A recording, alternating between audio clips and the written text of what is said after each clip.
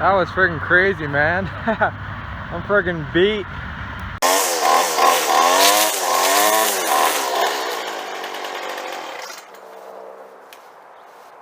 So I went to a punk rock show. I'm just on foot now. I'm quite a ways from home. Oh, that was crazy.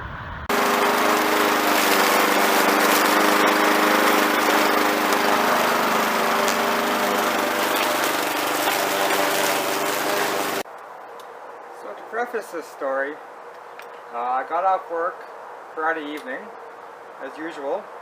I came home, I grabbed something to eat, and then I hit the road up to my buddy Jimmy's house for a fire. Needless to say, by the time I went to go to bed at 5:30 in the morning, there were no places left to sleep, so I had to sleep on the floor. So I got up that morning, I got back home around 10:30, and the show started at 1.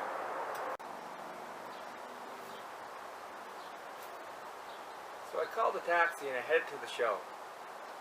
It was a craft beer and punk rock festival. So when I first got there, there was this a bunch of booths set up with a bunch of local breweries. So you basically just stood in line and went up and got free samples of craft beer. So after about 2 hours of that, the lights dimmed down and the band started to play. So everyone rushed the stage. And at the start, I just kind of hung out in the back and just kind of enjoyed the music. But a few drinks later and a few bands later, I started working my way up in the crowd. And I looked up in the front, and there's an area right up in the front of the stage, and it was just like a frenzy, just mad pandemonium, people crowd surfing, and it looked like a feeding frenzy for sharks. Like, it was just crazy. And I said, yep, that's where I want to be.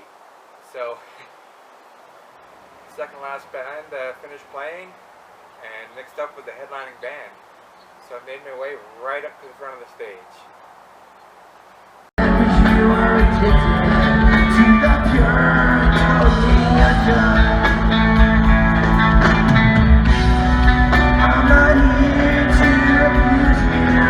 Oh man, I'm friggin' beat. Found a little spot in the trees here, just off of the walking path here. Have something to eat. There's oh dude, I'm dead. Oh, there's degenerates and punk rockers all over the place. It's awesome. Oh, that show was crazy. So I'm on foot now. I think I'll eventually get a taxi probably. I live quite far from the venue here. I don't think I'd be able to walk home. That'd be quite a few hours. But I'm gonna sit down, have something to eat, and start walking.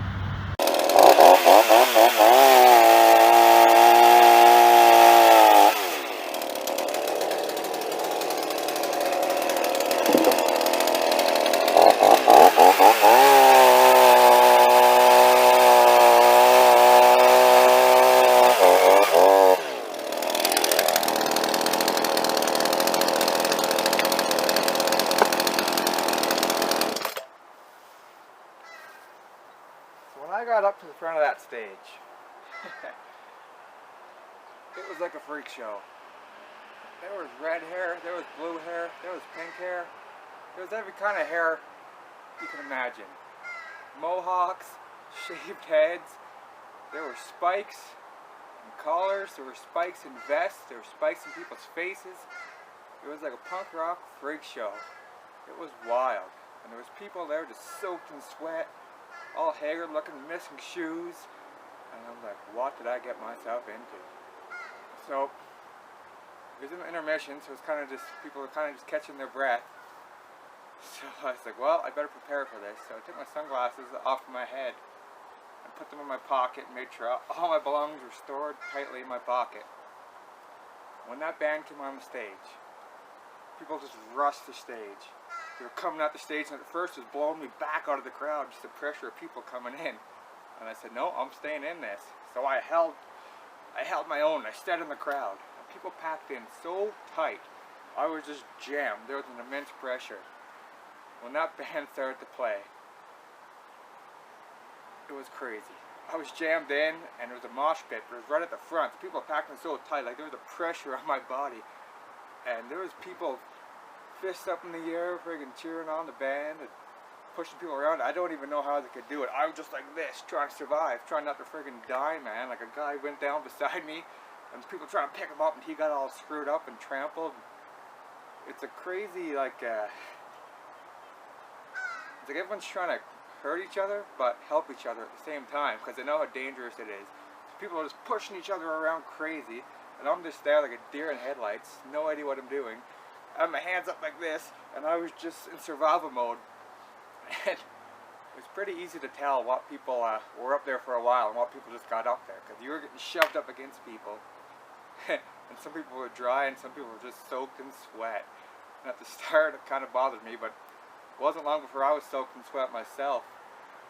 And yeah, it's pretty crazy. One person falls, like I fell back once, like I was going over, I was gone for.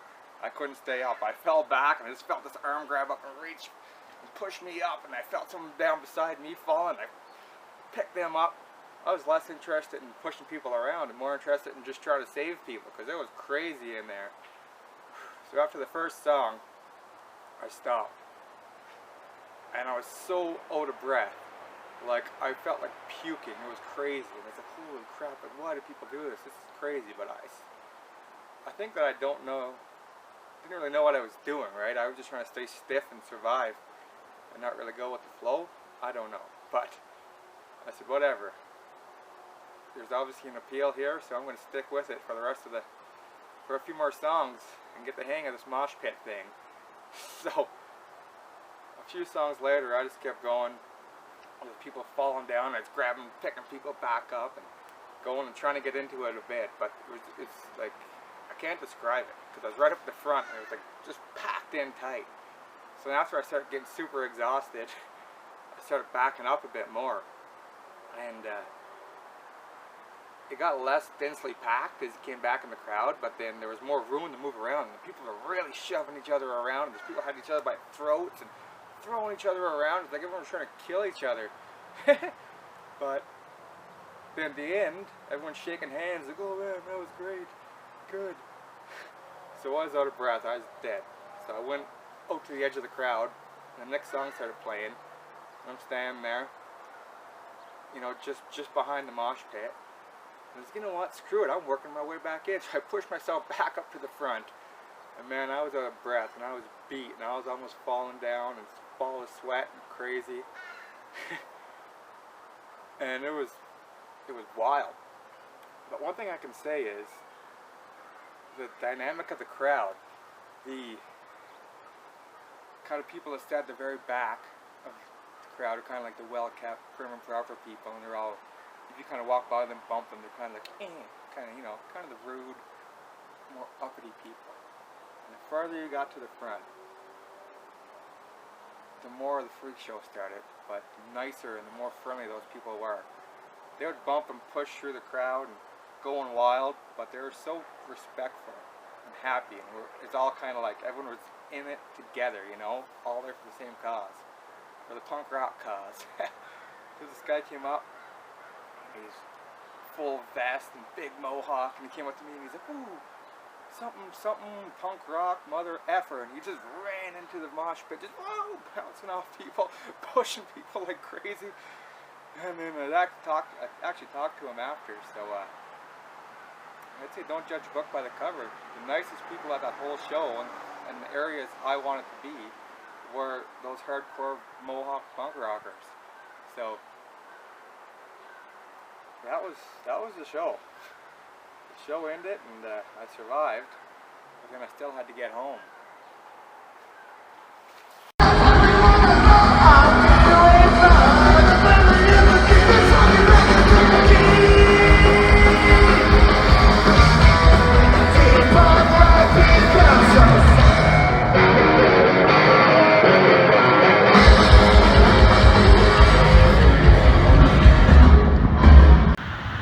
And I forgot to mention that it's raining out. I don't even care because I'm so soaked in my sweat and everyone else's sweat. Oh, dude, I've never experienced anything like that before in my life. Like, I'm literally just, I'm beat. Like, I can't even talk right. I'm just beat.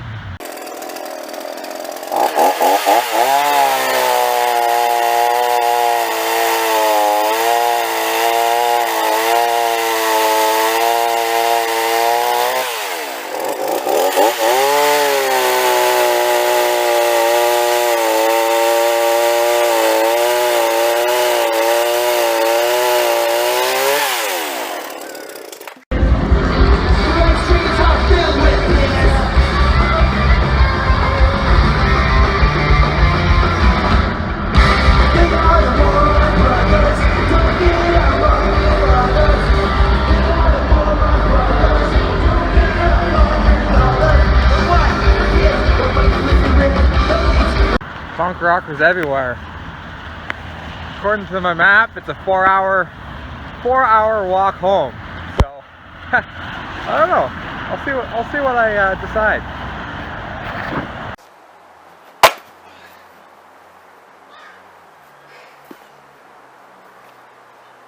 So the show was over, but I still had to get home. And according to my phone map, it's about 20 kilometers or 12.5 miles from the venue to my house. And I could have grabbed a taxi, but I started walking. So it's 9:45 now. I've been walking for a little while.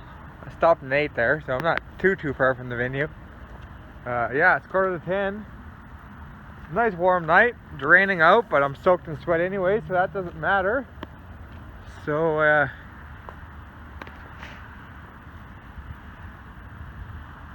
going to have to get on the map here and see where I'm going, see where the walking path is. And my phone battery is getting pretty low too, so I guess if I wait too long and my battery dies, I will not be able to call a cab and have no walking path directions, and I'll be freestyling. Check out this wild walking path.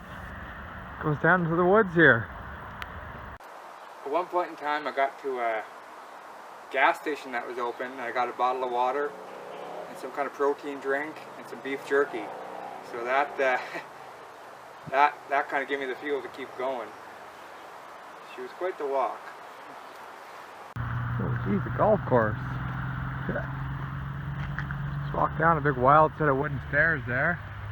There's a couple of Mohawk punk rockers up there. Nice guys. Drinking a case of beer. I actually seen them at the show. Nice folks, some punk rockers. So I got myself off the walking trail and I somehow got myself into the middle of a golf course. So the map says it's so far because I can't just go straight across the river. There must be no walking bridge across the river on this highway. So you got to go all the way around to this other road. It's this huge loop. So I'm going to see if I can just freestyle it. Yeah, I'm just going to freestyle it. Wow, that didn't take long. Show just ended. It'd be nice. It'd be nice to come down there in a boat, eh? It goes right through downtown, all the downtown views. Just came up a crazy set of stairs up out of the river valley, so I'm on the right side of the river now. I'm coming up to some houses here. I don't know. I really shouldn't be videoing here, my phone's almost dead. But I gotta run through this construction site and hopefully it's not too mucky. Because it's raining out. Oh no, she's good. Okay. Oh. Okay. I think I'm going the right way. My phone's less than 10% battery and I'm using it for navigation. Okay. I think I just rip through this field and keep following the road. Hopefully there's a path. Wet grass, feet are soaked. Another bridge coming up. Hopefully there's some kind of path I can get through here. Yeah, just walking along the edge of a busy roadway here. No big deal. So I'm a solid hour and a half into my walk here. I'm into some familiar territory now. I know the White Mud's just a little ways that way. I know from the White Mud to my house is about a 2-hour walk because I've done it before a few times. So I'm probably 2.5 hours from home. And my back is fucking, my back is done. It's stiff like a board. So I'm gonna go into a restaurant here, have a little snack and a rest for a bit, and keep on cooking. And that rain is just coming down. Well, that was a funny joke. From there it looked like the sign was open, but it was the liquor store. Has 3 friggin' signs on it. So I thought the one liquor store sign was a sign for the donaire shop, but it's closed. Oh boys. Yeah. And my back's done. I don't know. But I've gone so far to give up. Oh, okay. Well, I'll see what I'm gonna do.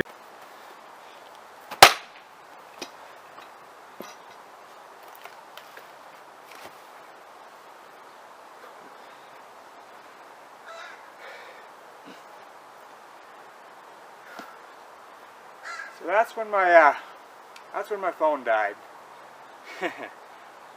So it was very late at night. Battery was dead in my phone. Couldn't call anybody. Nothing was opened. Pouring rain out. And I was committed. I didn't know at the time, but I had probably 2.5 hours of walking left. And I was in. I was going for it. My back was sore, I was tired, and I was going to make it home.